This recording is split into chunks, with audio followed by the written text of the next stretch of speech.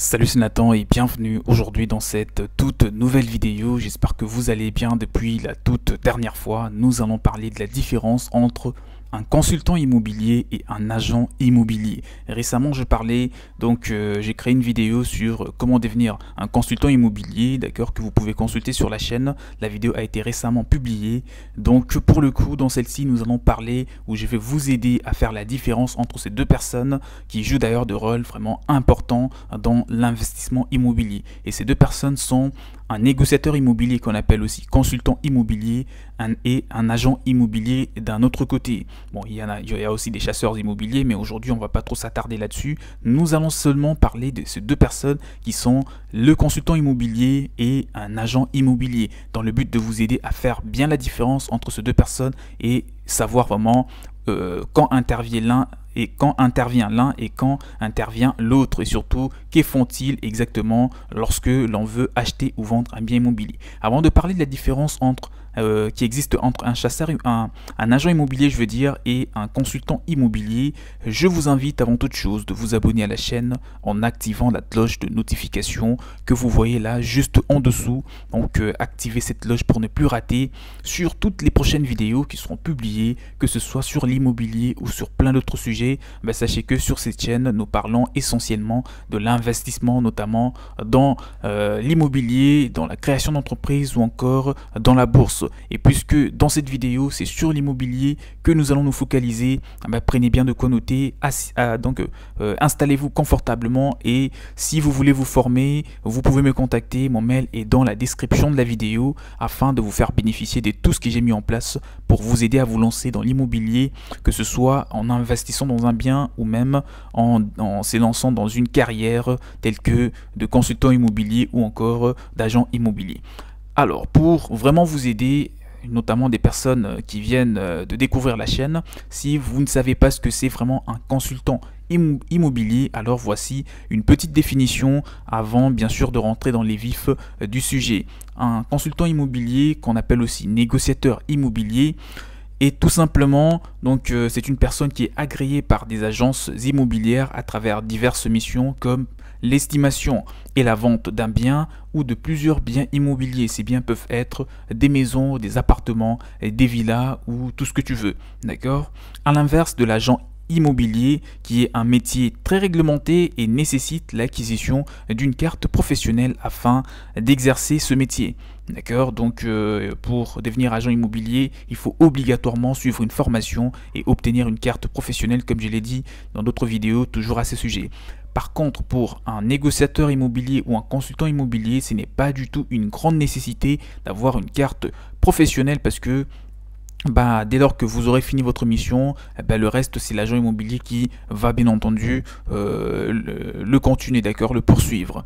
Alors, j'espère que tu as bien compris ce que c'est un agent immobilier. Maintenant, nous allons parler de la différence qui existe entre un consultant immobilier et un agent immobilier. Donc déjà pour te dire, comme je l'ai dit, chaque personne ou chacune de ces personnes a bel et bien un rôle qu'il remplit dans l'immobilier et donc l'un ne fait pas le travail de l'autre. Le consultant immobilier travaille en collaboration avec une ou plusieurs agences immobilières et peut aussi être mandaté par des promoteurs immobiliers. L'une de ses principales missions est essentiellement de trouver des biens immobiliers en vente ou qui pourraient être en vente très prochainement, dans les jours qui viennent, dans les mois qui viennent, dans les semaines qui viennent, tout ce que vous voulez. Le but est vraiment de connaître, de détecter des biens immobiliers qui seront très prochainement mis en vente afin de dévancer un petit peu les autres consultants immobiliers ou les autres agences immobilières et bien entendu avoir quand même une dizaine, une vingtaine de biens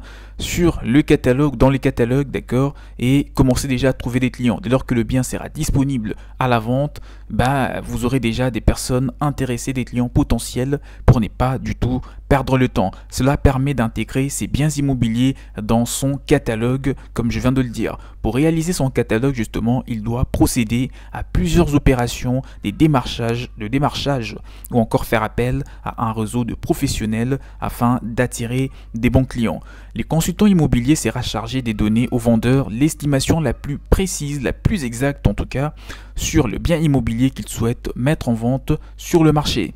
Dans cette estimation, il devra prendre en compte plusieurs facteurs, notamment le facteur déjà matériel a priori, donc le bien immobilier en lui-même, et on parle aussi du facteur géographique qui doivent être donc à jour par rapport au marché immobilier. Ce sont les deux principaux facteurs qui permettent en tout cas à un consultant immobilier, autrement dit un négociateur immobilier, de bien faire l'estimation donc la plus précise sur le bien immobilier qui vient d'être mis en vente ou qui compte être mis en vente par un vendeur. Ces professionnels expliquera aussi l'analyse de son estimation au vendeur comme à l'acheteur.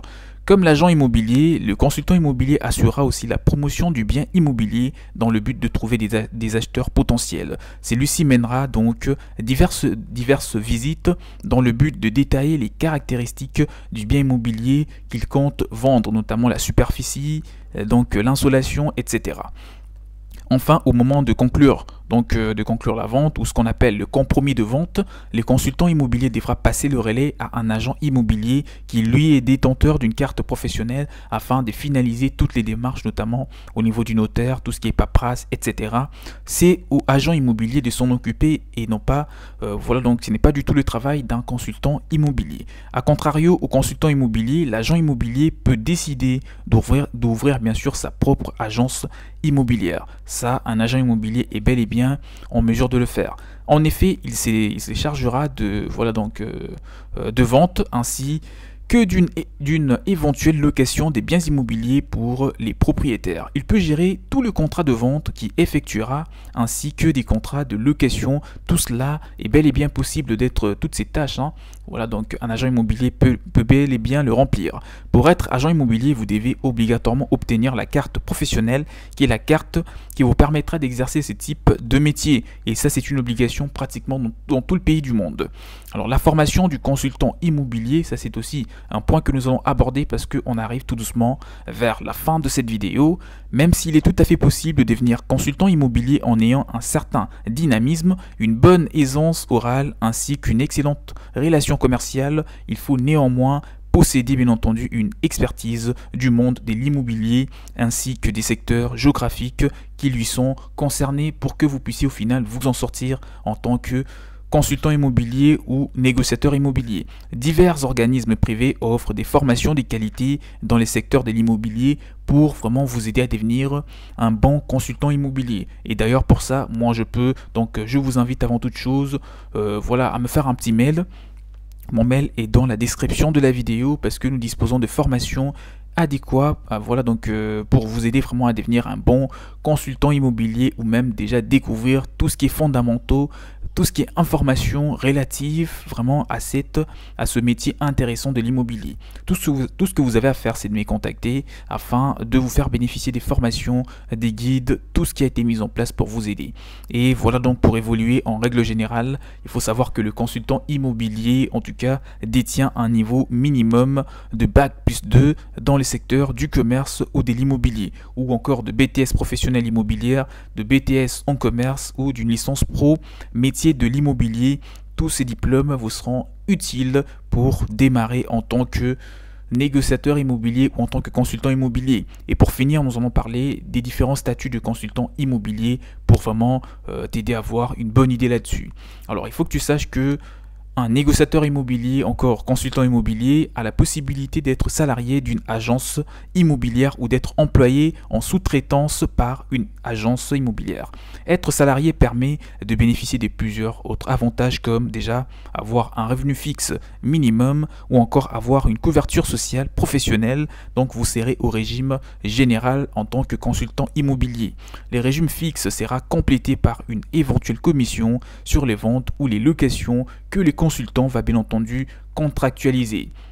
Donc à l'inverse, si le consultant immobilier est indépendant, si vous travaillez à votre compte, il ne touchera pas, sachez que vous ne toucherez pas de revenus fixes minimum, mais vous serez facturé, c'est donc vous allez facturer vos honoraires et vos collaborations, et par conséquent vous pourrez donc demander une meilleure commission sur les ventes réalisées. Bon, si vous pensez que vous avez déjà un portefeuille pour démarrer en tant que consultant immobilier, sachez que ce n'est pas une obligation de vous faire embaucher par une agence immobilière. Vous pouvez déjà démarrer, et l'avantage c'est que vous allez vous-même fixer vos honoraires et ça vous permettra de gagner bien plus d'argent. J'espère que la vidéo t'a été très utile, vous avez été tous très utiles. Si vous avez des questions, des suggestions, mettez-les moi tous dans le commentaire afin d'interagir, et n'oubliez pas, abonnez-vous massivement à la chaîne, activez la cloche de notification juste là en dessous pour ne rien rater sur toutes les prochaines vidéos. Pour tout contact, si vous voulez vous former sur l'immobilier, mon mail est dans la description de la vidéo, afin bien entendu d'échanger et de vous aider vraiment à vous lancer dans l'immobilier en tant qu'un vrai professionnel. Je vous dis donc à la prochaine, prenez bien soin de vous, ciao ciao.